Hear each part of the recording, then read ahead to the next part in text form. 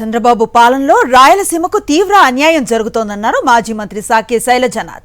చంద్రబాబు ఇచ్చిన నీళ్లతో 100 ఎకరాల్లో చీని చెట్లు ఎండిపోతున్నాయని ఎద్దేవా చేశారు. రేవంత్ రెడ్డితో కుమ్మక్కైన చంద్రబాబు రాయలసీమ ఎత్తిపోతల పథకాన్ని నిలిపివేశారన్నారు శైలజనాథ్.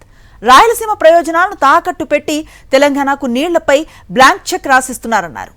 అప్పర్ భద్ర ప్రాజెక్టుకు ఎన్డీఏ ప్రభుత్వం జాతీయ హోదా ఇచ్చిందని, చంద్రబాబు మాత్రం పోలవరానికి ₹1 కూడా తీసుకురావటం లేదని ఆగ్రహాన్ని వ్యక్తం చేశారు శైలజనాథ్.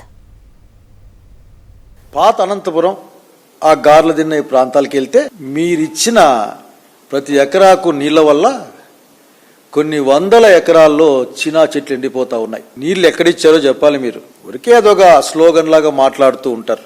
మీరు ఎన్ని మాట్లాడినా మీ మనసులో మాట రాసిన పుస్తకం లాగే మీరు వ్యవసాయం అంటే మీకు నచ్చదు. మీకు బాబు గారు, మీరు గమనిస్తున్నారో లేదో, మీ నాయకత్వంలో మీ ఆలోచన విధానంలో కానీ మీ యొక్క ఈ రోజున పరిపాలన ప్రవర్తనలో రాయలసీమకు అన్యాయం జరుగుతూ ఉంది.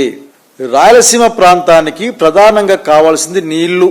రేవంత్ రెడ్డి గారి యొక్క డిమాండో కోరికో ఇద్దరు రూమ్ లో కూర్చొని మాట్లాడుకున్న మాటల వల్ల రాయలసీమ ఎత్తిపోతల పథకం మీరు ఆపేస్తే ఇప్పటికే రాయలసీమ రైతాంగం తమ పంటలు ఏమవుతాయో భవిష్యత్తులో అని భయపడి చచ్చే పరిస్థితి వచ్చింది. మీరు అనుకుంటూ ఉంటారు ఎన్డీఏ గవర్నమెంట్ లో చాలా ఇంపార్టెంట్ అని బాబు గారు, కాబట్టి అన్ని నేను తెచ్చుకుంటానులే అనుకుంటుంటారు. మీరు ఇంతవరకు తెచ్చిందంటూ ఏంది లేదు ఈ రాష్ట్రానికి. ఉత్తరాంధ్ర రాయలసీమ ప్రత్యేక ప్యాకేజీ లేదు, స్పెషల్ కేటగిరీ స్టేటస్ కూడా లేదు.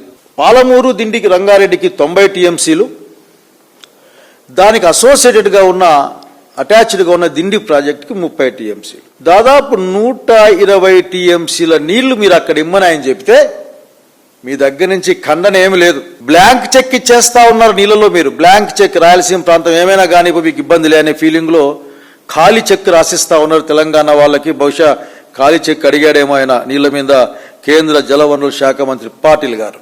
అక్కడి నుంచి మీరు పోగొట్టుకుంటే వచ్చే నష్టం ఎవరికి? కృష్ణ నీళ్ల మీదే డిపెండ్ అయి బతికే గొంతు దడుపుకునే రాయలసీమ ప్రాంతానికి నష్టం వస్తుంది.